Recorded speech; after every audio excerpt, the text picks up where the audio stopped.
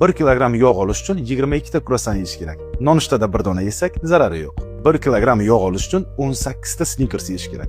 Har kuni bir dona yesak zarari yo'q. 1 kilogramm yog' olish uchun 8 ta pitsa yeyish kerak. Lekin do'stlar bilan dam olish kunida bir dona pitsani zarari yo'q. Kruassan, Snickers, pitsa bular muammo emas.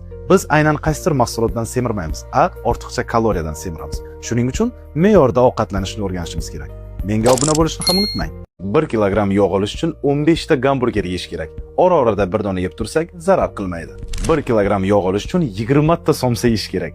Do'stlar bilan tushlikda 2-3 dona yesak zarar qilmaydi. 1 kilogramm yog' olish uchun 50 ta manta yeyish kerak. Haftada bir marta 4-5 ta yesak zarar qilmaydi.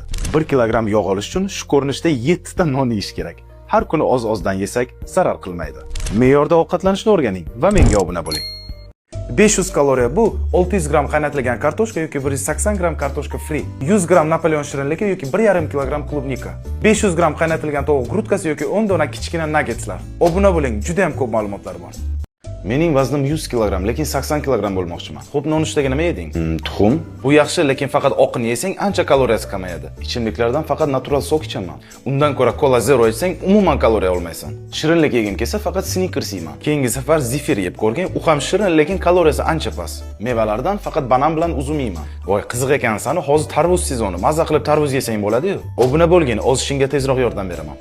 Agar sizning vazningiz 85 kilogramm bo'lsa va siz ozmoqchi bo'lsangiz, siz bir kunda mana shuncha oqsil yeyishingiz kerak, mana shuncha uglevod va shuncha yog'lar kerak bo'ladi. Ushbu ma'lumotni 85 kilogramm vazni bor do'stingizga yuborib qo'ying.